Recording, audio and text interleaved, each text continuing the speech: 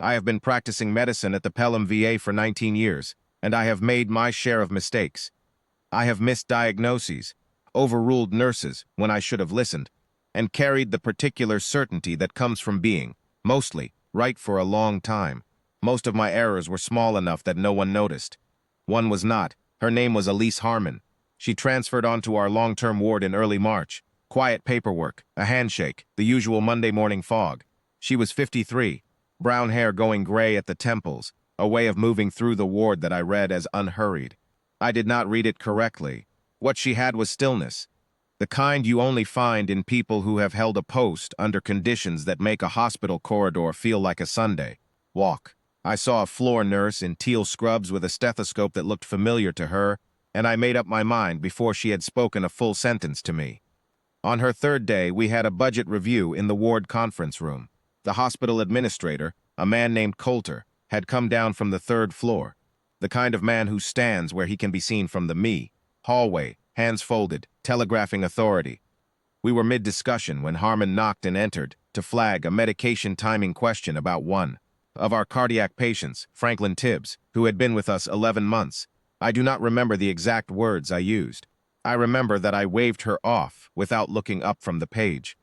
I said something about letting me finish a conversation and coming back when we were not occupied. Coulter said, without any particular warmth, that if it was a nursing question, it could wait for the charge nurse. Harmon looked at Coulter, then at me. She did not argue. She said, "Yes, sir," and she left. I remember thinking she had handled it well. That was the extent of my reflection. That Thursday, I pulled Harmon into the hallway before rounds and told her directly that our ward ran a clear chain for clinical decisions. Floor nurses routed through the charge nurse, and interrupting physician consultations was not how we operated. I said it loudly enough that 2 orderlies heard it. I called her just a nurse, somewhere in the middle of that speech. I remember the phrase now with a clarity I would rather not have. She stood with her hands at her sides and her eyes level on mine. She did not redden. She did not look away. She said, "Understood," and she went back to the ward. What I did not know, what no one in that building knew except the veterans on our ward, was that Elise Harmon had spent 11 years as an Army combat medic, 3 deployments, trauma certifications that don't get framed and hung because the people who earn them rarely think to hang anything. On her second deployment, the aid station she was running in Kunar Province had been overrun on a Tuesday morning in September. Her team took casualties in the first minutes. She ran that station alone for 4 hours, making calls that should have belonged to a surgeon until the medevac came. 22 soldiers had been carried out of that valley alive. She had received the Medal of Honor for it, and never once mentioned it in our building. She had not volunteered any of this. It was not in the summary file I had been sent. On the second Friday of April, at 11 in the morning, Franklin Tibbs went into arrest. Tibbs was 71, a Vietnam-era Army man, steady as furniture, with a heart that had been giving us careful signals for weeks. We had monitored him, adjusted his medications, done everything a careful team does. When the monitor alarmed and I came through the door, my team was already in motion. We ran the standard protocol. We ran it correctly. The rhythm would not hold. I had 3 minutes of correct procedure behind me, and a man who was not coming back, and I was beginning to form the decision I have had to make before, the one no physician makes quickly, when Harmon appeared at the door. She said, quietly, "Dr. Cass, his pressure readings this week have had a pattern I've seen before. It's not standard cardiac. May I try something?" I was going to say no. The word was fully formed. I had dismissed her twice already, and she had accepted it both times without a scene, and some part of me had filed her as someone who accepted things. I looked at her in the doorway, not pushing, not demanding, just standing there with that same level stillness, and I thought, we are losing him. I stepped back. I said, "Go ahead." What she did in the next 6 minutes is not easy to describe to a layman, but I will try.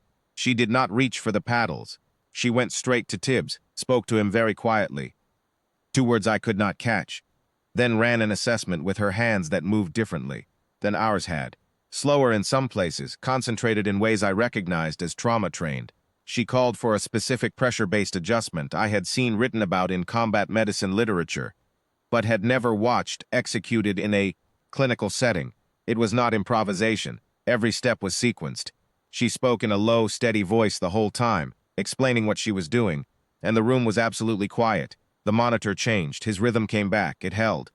My resident, a 28-year-old, named Okafor, who I have never seen rattled by anything, put both hands flat on the counter and said nothing for a full 5 seconds. Tibbs opened his eyes. He looked up at Harmon the way a man looks at someone he owes a debt he cannot pay. He said her name. Not nurse. He said Harmon. And then he said, "I thought that was you." We learned, in the hour that followed, what the ward had apparently known for 2 weeks. Tibbs had served in the same theater as Harmon. Different era, but veterans have a way of finding each other out. They had been watching her work the floor every day. There is a particular folded blue star case that Harmon kept in the left pocket of her scrubs, which I had never given any thought to. Tibbs asked her, while I was still standing at the foot of his bed, if she still had it. She reached into her pocket, and she placed it on his tray table, unfolded it slowly, and laid the metal flat against the white.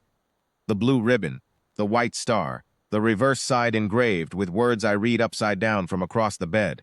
Tibbs touched the edge of it with 2 fingers, the way you touch something you thought you'd never see again. I stood there and I did not move. At noon, a car pulled into the Pelham VA's lot that none of the staff had been told to expect. A dark sedan, followed by a second vehicle.